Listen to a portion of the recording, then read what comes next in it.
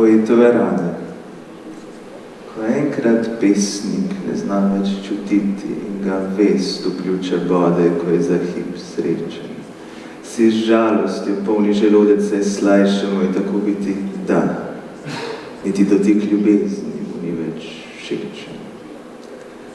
In ga vest vključe bode, ko je za hip srečen. Le vaše roke krvave skriv do zidanja njegove ječe, da niti dotik ljubezni mu ni več všečen, krivi ste vi, ki ste mu barvali svet si veče.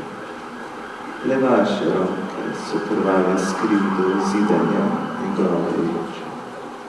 One so ga učile v normalnih, vaših čustvih človeka, krivi ste vi, ki ste mu barvali svet si veče in ga branili poezije, kateri se v nemoči zateka.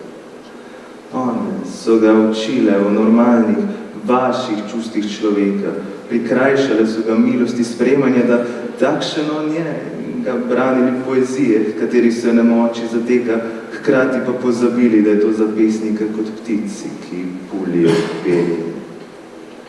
Prikrajšale so ga milosti sprejemanja, da takšen on je. Zato se vas bo zmeraj pa vseh vas, razen njemu enake. Če so oni pozabili, da je to za pesnika kot ptici, ki pulijo perje, je ona tista, ki celi rane in vzljubi poetove napake. Hvala.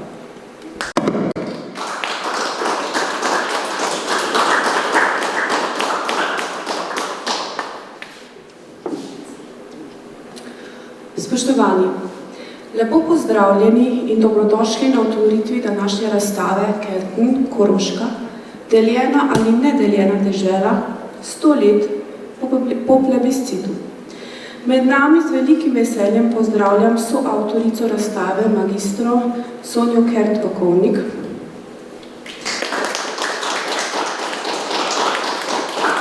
gospoda Gabriela Hribarja, predsednika enotne liste stranke Koroških Slovencev.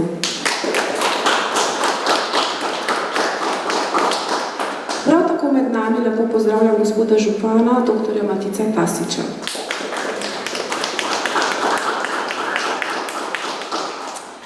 Pravkar smo prisluhnili Luciji Mirkac in Janu Penecu. Lucija Mirkac je pesnica, pisateljica, dramatičarka, zaposlena kot profesorica slovenščine na Ravenski gimnaziji. Ukvarja se z gledališčem, je soustanoviteljica in vodja gledališča Kavčuk in s povezovanjem različnih umetniških zvrsti. Zlasti poezijo pogosto povezuje z glasbo, tako v solo izvedbi, čemer smo lahko priča tudi danes, in tudi kot članica glasbene skupine Teater na gradu. Z veseljem pa smo in še bomo prisluhnili tudi vsestransko talentiranemu dijaku drugega letnika Ravenske gimnazije Janu Penecu. Jan piše poezijo, za katero je značilna refleksivnost, ki mestoma meji na filozofskost, vse to pa je pogosto zavito v simbolne svetove, zgrajene z močnim pesniškim jezikom. Oba bosta današnjo otvoritev razstave obogatila s svojimi avtorskimi deli. Razstava Kerpen, Koroška, deljena ali nedeljena dežela, 100 let po plebiscitu, je nastala v sodelovanju civilne iniciative Skup, Koroškega pokrajinskega muzeja, Muzeja Slovenj Gradec in Kluba slovenskih študentk in študentov na Koroškem. Razstava je bila prvič prikazana oktobra leta 2020 v preddverju Državnega zbora Republike Slovenije in od takrat dalje gostuje po različnih krajih oziroma mestih. Razstava poleg zgodovinskega ozadja plebiscitnih dogodkov prikazuje današnji položaj slovenske narodne skupnosti na Koroškem ter ključne dogodke v desetletjih po plebiscitu, ki so privedli do dramatičnega upada števila slovensko govorečega prebivalstva na avstrijskem Koroškem. Več pa nam bo po kulturnem vložku gospe Lucije in Jana povedala gospa Sonja Kert-Vakovnik kar sama.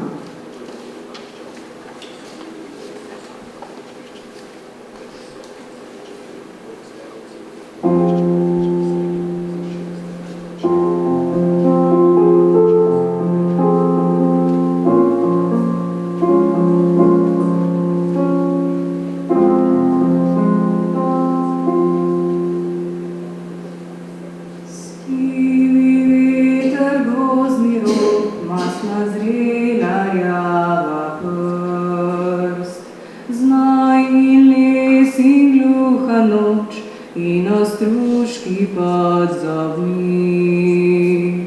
To poudarjanje ob tla in utripi petrolejk, med zidovi pa so jagode nad šumečim poljem cvet.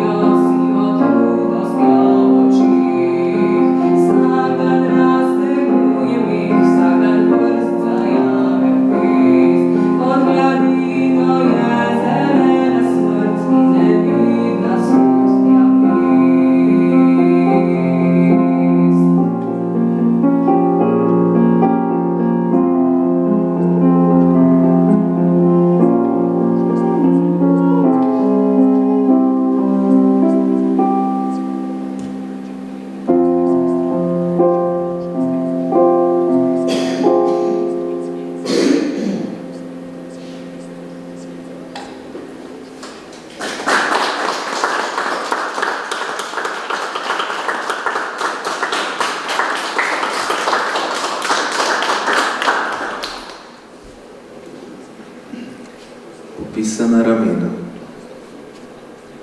Bi mi bilo v moči nositi težo tvoje poezije. Na ramenih se noči in vsa jutra stihi tvoje poezije, zapisali mi vse povprek, vtisnjenimi v mojo kožo, bodo te zelene oči zaupale besedam tvoje poezije, ali pa bo v njih vsaka črka puščala madež ljubosumja. In bodo, ko se zmračila galerime tvoje poezije, sem še prepričan, da poriščem svoje ramene nanje v nemoči želje, zapišem del tvoje poezije. Da, zapiši name svoj vers in samo molči, saj bo zate šepetalo bistvo tvoje poezije.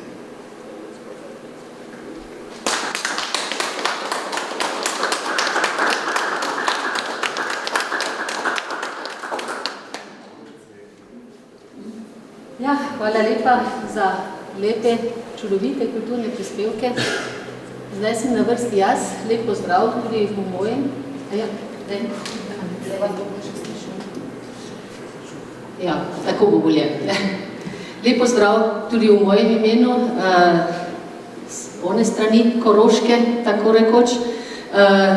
Naša razstava že v imenu kaže na to, da se sprašujemo, ali je deljena ali nedeljena dežela.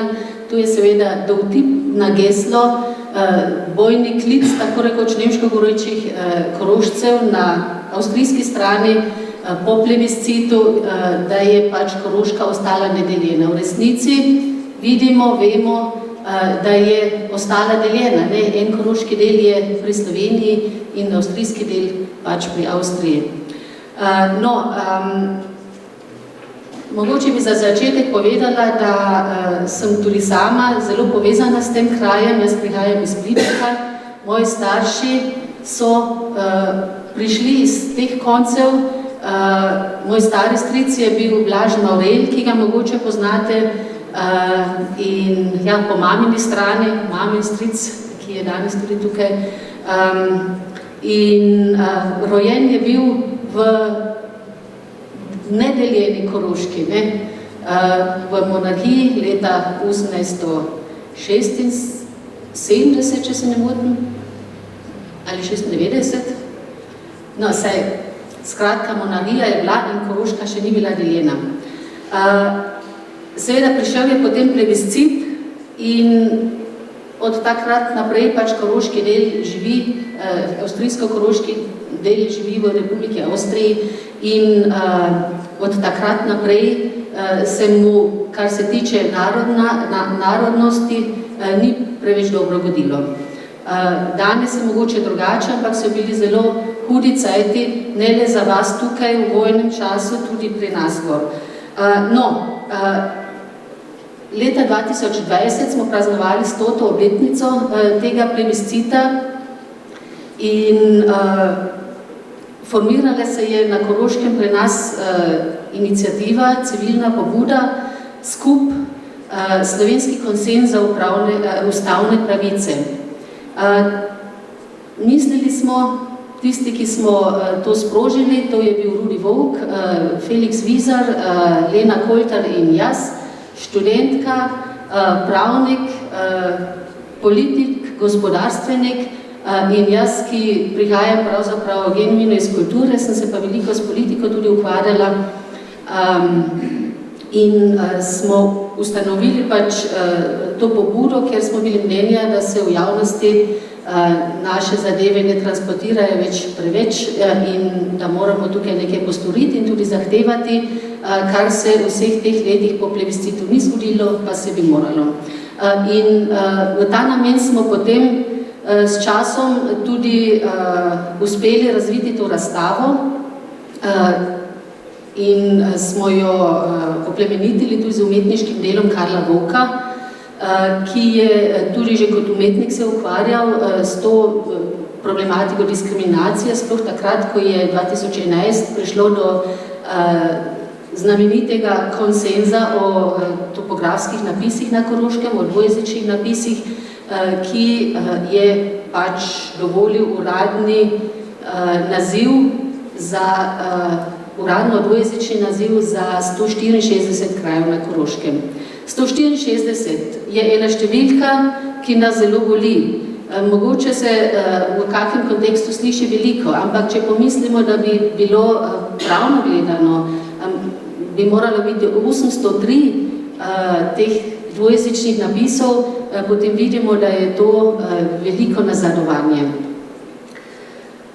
No, tudi to smo prikazali seveda v naši razstavi, potrudili smo se biti čim bolj plastični in vsi pogledi, kakorkoli to že obrnemo, kažejo pravzaprav na eno krivuljo in sicer krivuljo navzdol. Dramatični upad števila koroških Slovencev, govoriti ne zna več dosti ljudi slovensko in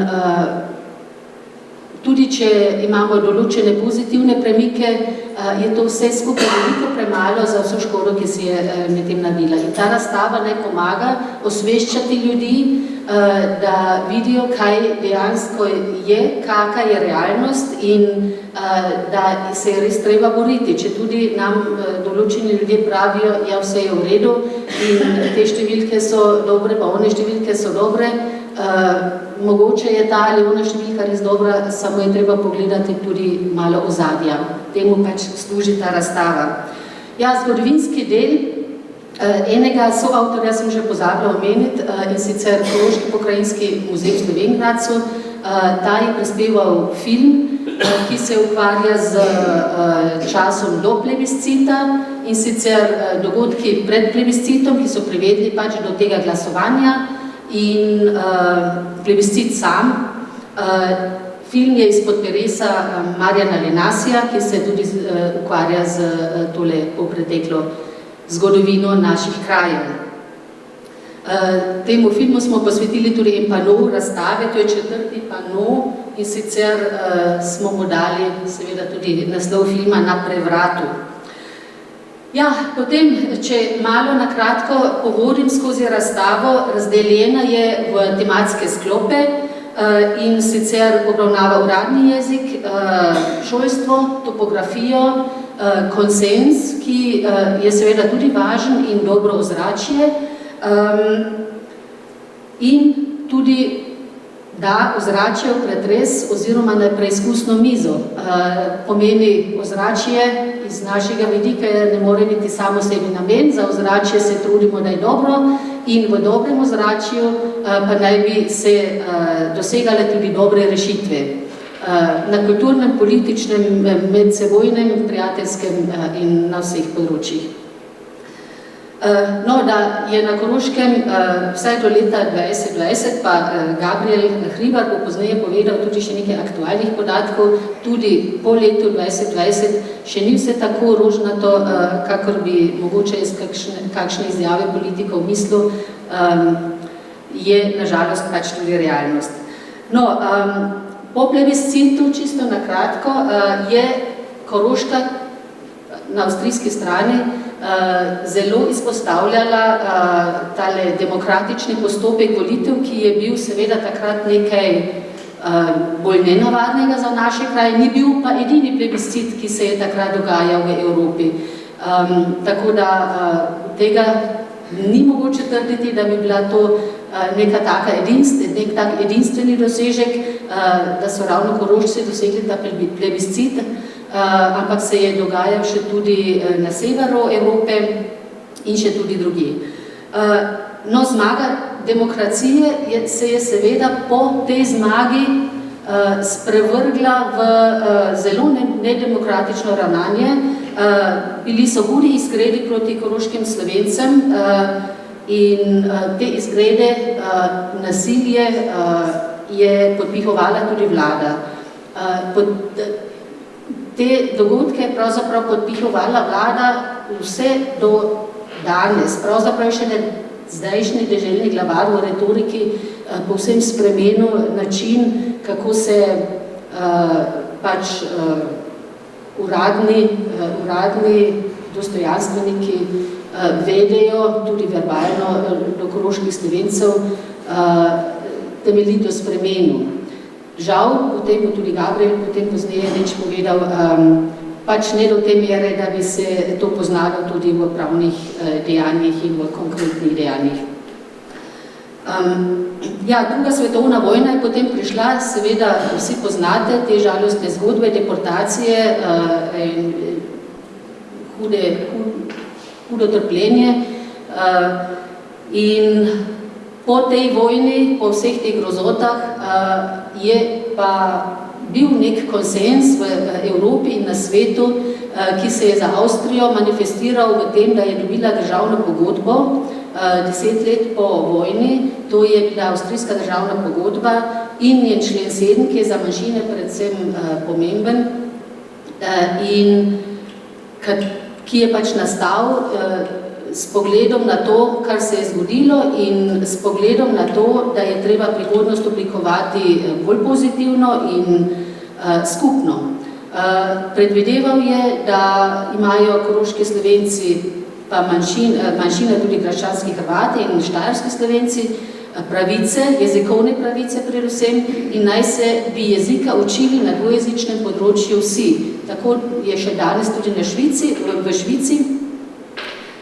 In tako ne bi prišlo do nobenih konfliktov, vsi bi znali vsak jezik in vsak bi se lahko premikal v teh obeh jezikih, kakorkoli se pač znajde.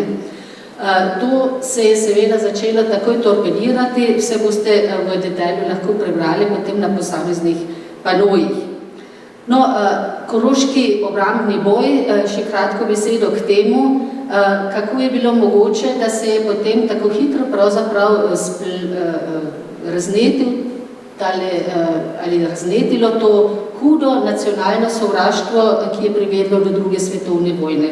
No, če pogledamo v zgodovinske vire, nekatere so navedeni tudi v tej razstavi, je bil po duktusu nacistov tale koroški obrambni boj prvo splapolanje nacionalsocialističnega gibanja na skrajnem jugu nemškega prostora. To pomeni, da to ni bilo naključje, to je bil že od takrat naprej nek načrt, ki je pač dosegel svoj višek v drugi svetovni vojni, hvala Bogu, je takrat propadel. No, na Koroškem seveda so se potem, ko je bila državna pogodba podpisana, zelo hitro lotili šolstva, zato ker jezika naj se pač ljudje ne bi učili, sovraštvo se je podpihovalo in ustvarja se družbeni pritisk, da ljudje, otroki niso prijavljali k dvojezičnemu pouku. Zakon je predvideval, da se lahko pač prijaviš k dvojezičnemu pouku oziroma se lahko odjaviš.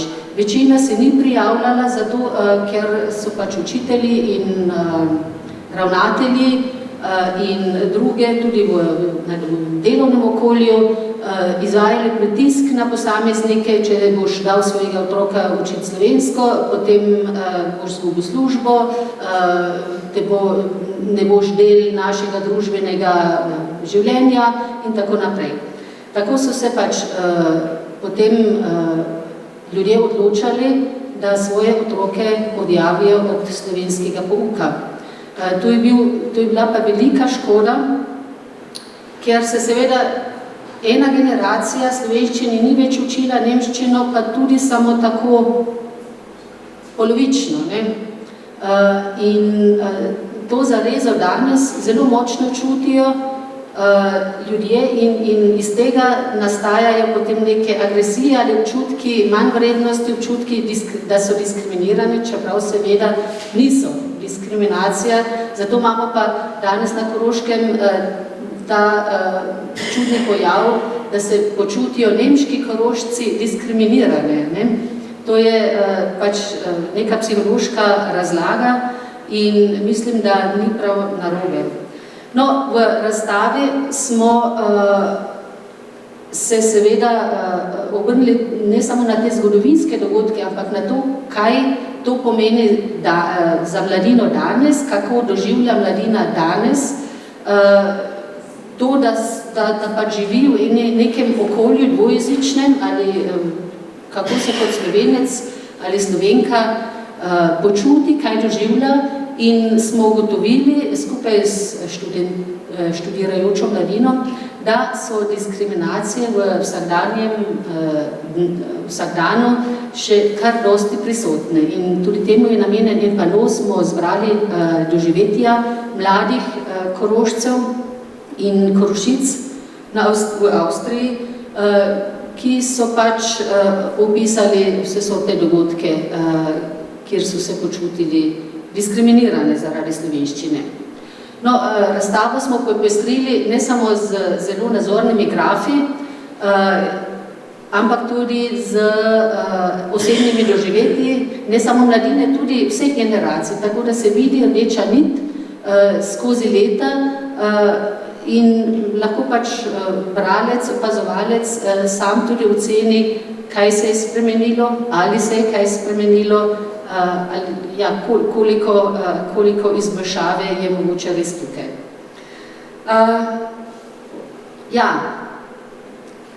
Jaz bi za zdaj končala in se zahvalila za vašo pozornost in bi prosila pred mikrofon zdaj predsednika enotne liste na Koroškem, to je neka stranka koroških Slovencev, dvojezična stranka, ki ima boš ti povedal, več kot 50 občinskih svetnic in svetnikov v avstrijsko-koroških občinah in on je seznanjen z aktualnimi dogodki in vam bo povedal malo kaj o tem, kaj se danes dogaja. Hvala lepa.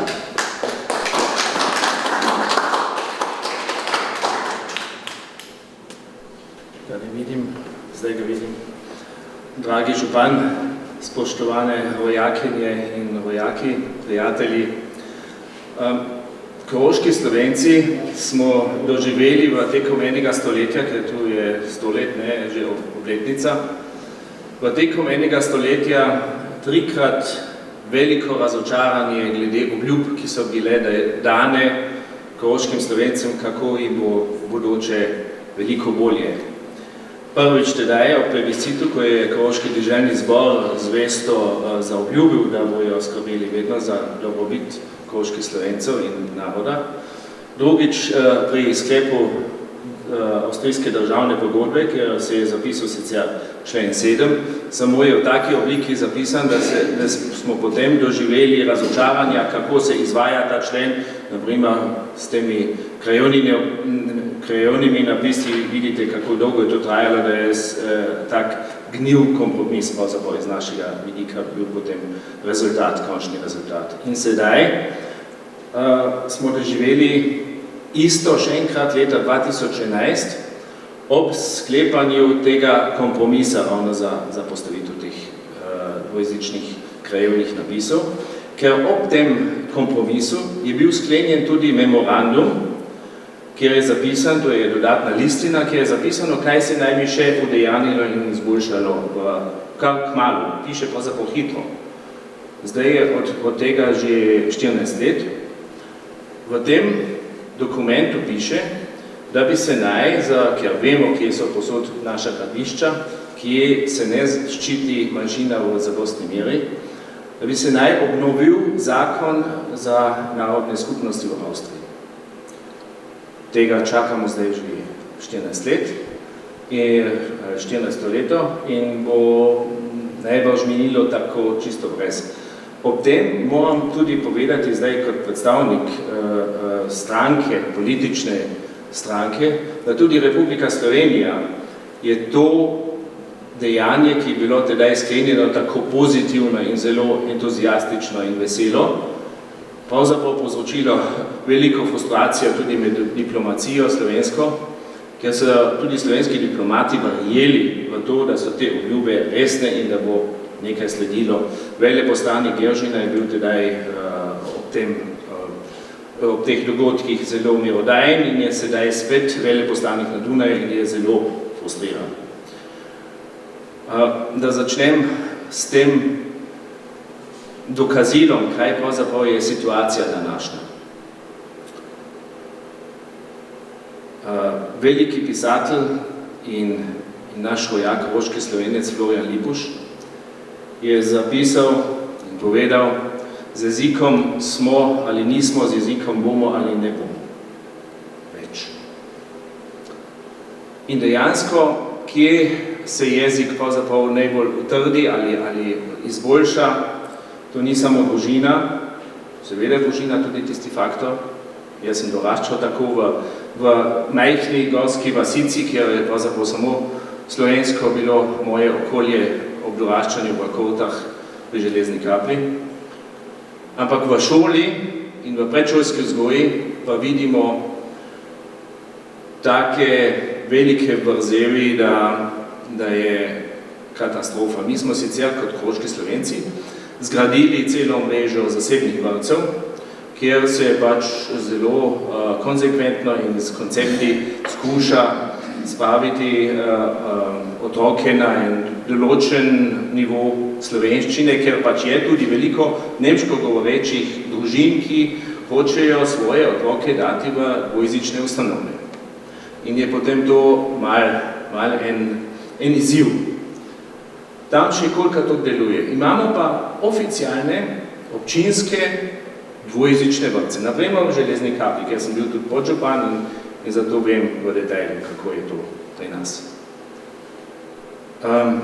Če v oficialnem dvojezičnem, kot pišete dvojezičnem vrtec, otroci doživijo v dnevnem vsakdanu samo zjutraj dobro jutro v slovenščini in ko zapustijo vrtec srečno, potem se tam ne bojo kaj naučili in tudi ne bo to zelo dobro potem za nadaljno pot v osnovni šoli, ker s tem imajo učitelji v osnovnih šolah, velik izziv, ki imamo deloma v našem južno-koroškem prostoru.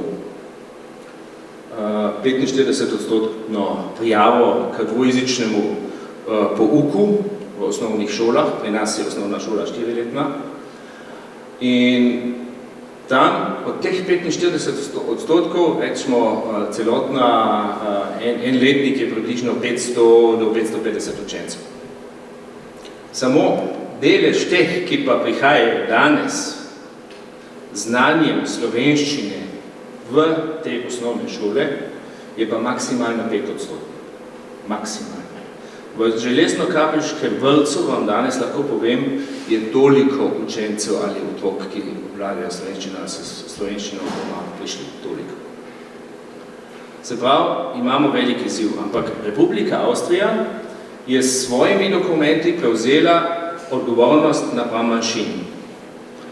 In bi morala pravzaprav tudi poskrbeti za ustrezne pedagoške koncepte, ki zagotavljajo, naprimer v vrtcih, ustrezno pedagoško ravnanje, da se pač učenci tudi nekaj naučijo in otroci.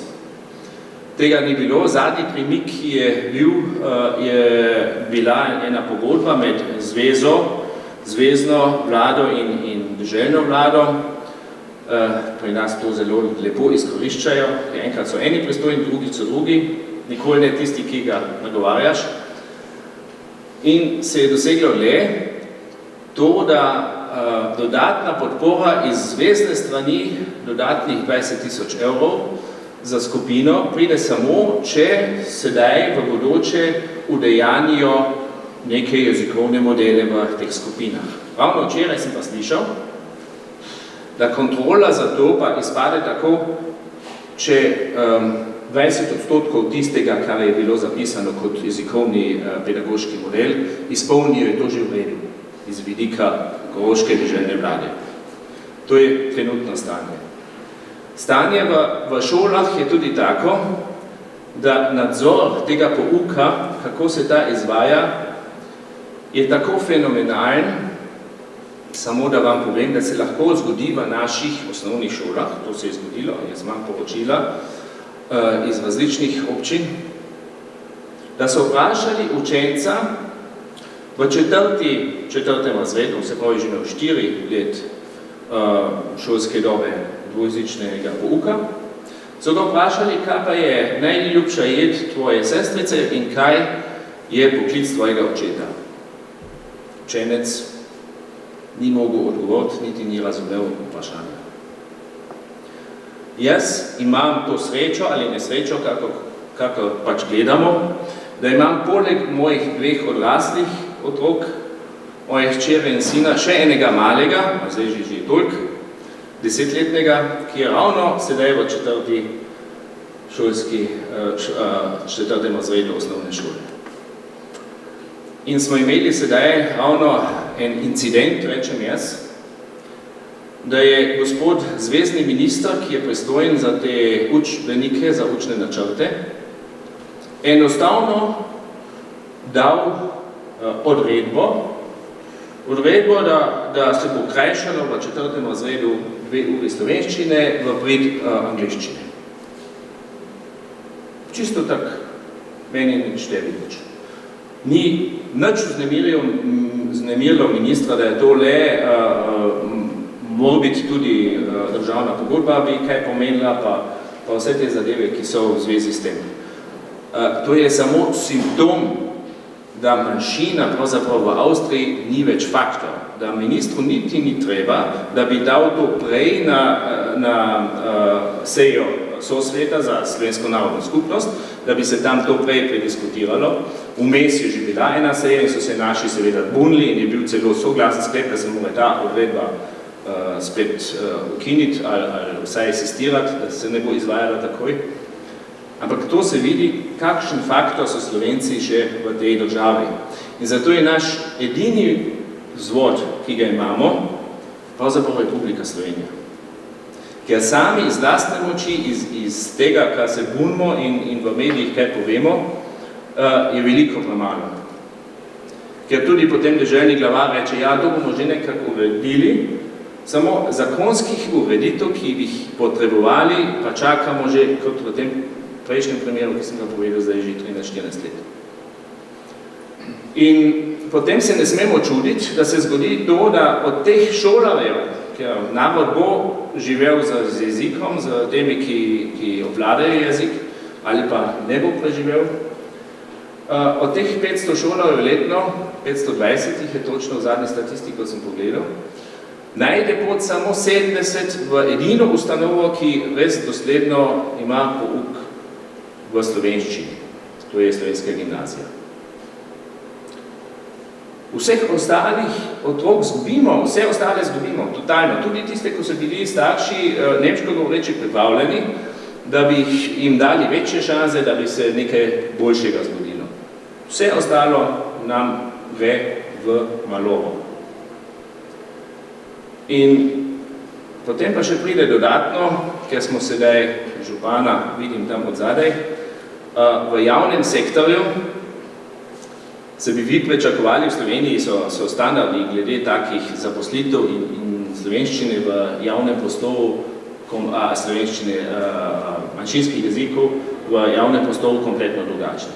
Vsi mislijo, da je Avstrija ne vem kako razvita pravna država in je vse lepo v redu.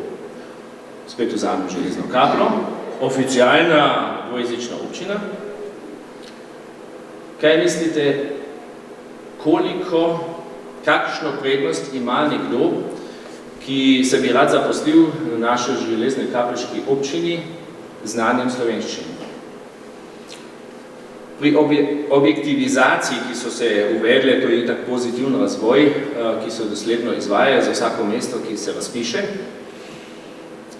Znanje slovenščine, tudi če je za maturo iz slovenske gimnazije, dobiš ravno toliko dodatnih točk. In tudi ni definicije, katera mesta bi naj bila zasedena z dvojezičnim osebjem. Ni definicije pri nas v Avstriji za to. Da ne boste mislili, da je Avstrija, ne vem, glede tega bolj urejena država. Celo tako se nam je zgodilo, da je predsednik Federalistične unije manjšin, gospod Laurent Vince, nam povedal zadnjič, ko smo rekli, da nam minister še ni odgovoril na skupno pismo vseh organizacij, da še ni odgovoril že mesec in pol ne, je gospod Vince, ki prihaja iz Romunije, nam povedal, kako pa je to možno. Pri nas v Romuniji imamo določilo, da mora minister v tekom 30 dni dati odgovor. V naši dobro razviti Republike Avstriji tega ne poznamo. In potem tudi veste, da motivacija za naše, kako bi rekel, mulce ali pa absolvente slovenske gimnazije, da se bo dosledno naučil slovenščine, ni posebno velika, razen da bi postal učitelj. To je pa že edino področje, ki potem še ostane in se ne smemo čuditi, da nam naši mladi uhajajo v večja mesta, v Graz in Dunaj. In temu ustrezno smo že 5 čez 12. Tudi ta pano, ki je tam prijet zadnji za umetnico, glede slovenske glasbene šole, jasno pokaže, kakšna je bila ta sjajna rešitev, ki jo podaja politika, da je bila dobro rešitev, da se je rešila slovenska glasbena šola, ampak da ima slovenska glasbena šola sedaj polovico toliko učencev, kot jih prej imela, to tem noben ne pove. Mislim, da bo za danes dosti, imamo seveda možnost, da nam še stavite kakšna vprašanja in da vam odgovorimo, najbrž ne bomo mogli ravno zelo veselo odgovarjati. Hvala lepa za pozornost.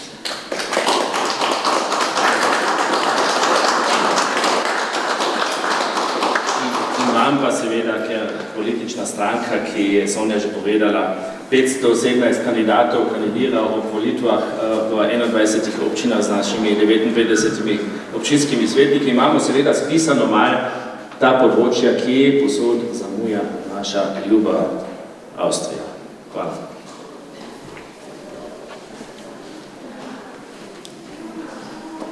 Ja, nekaj sem še tudi jaz pozabila povedati in zdaj se ravno še tako sklada. 3 zadeve, 3 fakte vam bi še naštela, čisto na kratko, kaj se je po tistem slavnem konsenzu oziroma po tem memorandumu in po tako imenovani rešitvi dvojezičnih krajevnih napisov na Koroškem zgodilo leta 2011. V letu 2017 je postala nemščina edini deželni jezik na Koroškem, se pravi se je slovenščina izključila. Potem slovenska glasbena šola se je razpolovila in še danes ni dosegla tistega števila, ki ga je imela prej. Potem zakon o vrtcih se je sklenil in v njem ni nobene besede o dvojezični vzgoji v vrtcih in na občinskih uradih, tako je Gabriel to zdaj povedal, ni nobenega kvalifikatorja predvidenega, da bi morala dvojezična občina imeti tudi kakega dvojezičnega uradnika. Pri nas v Škocijanu ga že nekaj let nimamo več in smo ravno zdaj spet zgrešili oziroma zgrešili, so nam povedali, da to ni kriterij za dvojezično občino. Tako da s tem malo depresivno zaključujem, ampak ko bomo kaj glažih popili, pa kaj povedali, bomo še pa kaj veselega mogoče tudi našli. Hvala.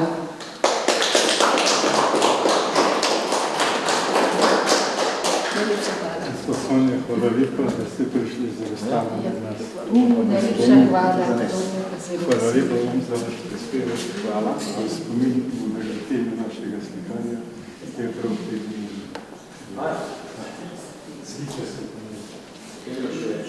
Najlepša hvala gospe Sonji in gospodu Gabrielu za to pripoved, ki je sigurno dobrodošla, da si orišemo pravo sliko, ki se je dogajala in se dogaja na današnji dan blizu nas, z našo kulturo, s skupno zgodovino in skupnim jezikom.